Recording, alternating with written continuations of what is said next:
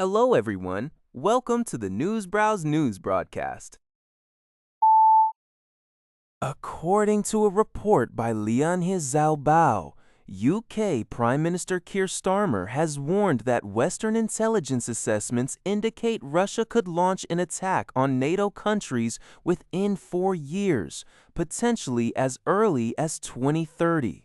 Highlighting the urgency of the threat, Starmer promised to release a long-delayed one-year defense investment plan ahead of next month's NATO summit in Turkey. The UK also committed to raising its defense spending to 2.5% of GDP next year, with a further increase to 3% during the next parliament. This assessment aligns with previous warnings from other European leaders and NATO Secretary General Mark Rutte. Meanwhile, UK Armed Forces Commander Knighton stated in a BBC interview that the UK is facing its most severe risks and threats since the Cold War. He emphasized that Russia is actively testing and challenging European defense capabilities. Knighton also noted that the nature of warfare is shifting rapidly, with drones and autonomous systems becoming increasingly crucial for future defense strategies. According to the Liberty Times, while the United States and Iran continue negotiations on a ceasefire memorandum of understanding, President Donald Trump's Iran envoys William Wykoff and Jared Kushner made an unannounced visit to the Oak Ridge National Laboratory in Tennessee on June 4.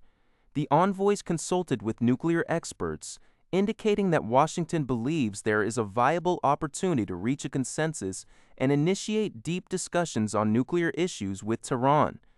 U.S. news website Axios reported that the White House is aiming to secure a ceasefire agreement to pave the way for subsequent in-depth talks on Iran's nuclear program. To prepare for this, the U.S. recently established a specialized team of approximately 100 nuclear experts.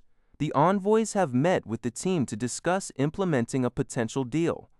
Once the preliminary ceasefire MOU is finalized, the second phase of negotiations will begin. At that stage, the expert team will formulate detailed plans to eliminate Iran's nuclear materials, further restrict its enrichment activities, and establish verification protocols to ensure Tehran's compliance, ensuring that U.S. specialists are ready to act immediately. According to a report by Liberty Times, the rebel group Oromo Liberation Army, OLE, designated as a terrorist organization by the Ethiopian government, launched a series of violent attacks around the country's June 1 parliamentary elections. The assaults occurred between May 31st and June 3 in the Arsi region of Oromia, the nation's most populous state. A local medical worker reported that the violence resulted in at least 56 deaths and 50 injuries, though official numbers have not been confirmed due to travel restrictions and limited government communication. Eyewitnesses described chaotic scenes in Eleta Chefa village, where thousands of residents, including children and the elderly, fled into forests and churches for safety, as militants burned homes and looted livestock. The attackers reportedly targeted Orthodox Christians and Muslims who tried to shield them, while the OLE has denied responsibility and accused the government of instigating ethnic violence. Prime Minister Abiy Ahmed's office released a statement expressing condolences for the victims of the election period attack.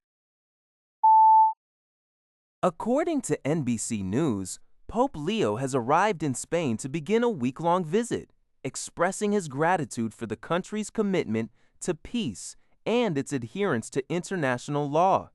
Spain's socialist government shares a strong diplomatic alignment with the Chicago-born pontiff.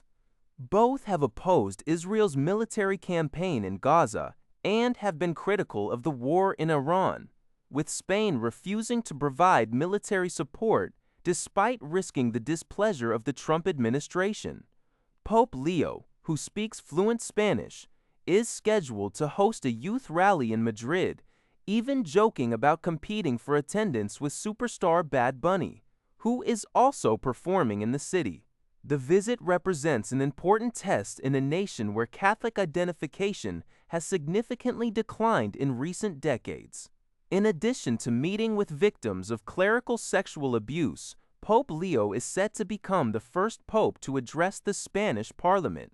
His itinerary also includes a trip to Barcelona to visit the Sagrada Familia and a final stop in the Canary Islands, where he plans to address Europe's migration challenges. According to CBS News, 19-year-old Russian tennis phenom Mirra Andreeva captured her first Grand Slam title on Saturday with a dominant victory in the French Open women's singles final. Ranked 8th in the world, Andreeva defeated the 114th ranked Polish qualifier Marta Chwalinska in straight sets, 6-3, 6-2, on the red clay of court Philippe Chatrier. With this victory, Andreeva becomes the youngest player to secure the Roland Garros women's singles title since Monica Seles won her third consecutive French Open in 1992 at the age of 18. Andreeva, who has faced the challenges of competing under a neutral status due to the ongoing war in Ukraine, demonstrated remarkable mental fortitude. During the trophy presentation, she took the unique step of thanking herself for maintaining belief and fighting her inner demons throughout the demanding two-week tournament. The Brit victory elevates Andreeva beyond her coach, Conchita Martinez, who finished as the runner-up in the 2000 French Open. Meanwhile, Chwalinska's historic bid to become the first qualifier to win the tournament fell just short. In other action, Marcel Granollers and Horacio Zeballos defended their men's doubles title. That's all for this video. Thank you for watching. See you in the next video.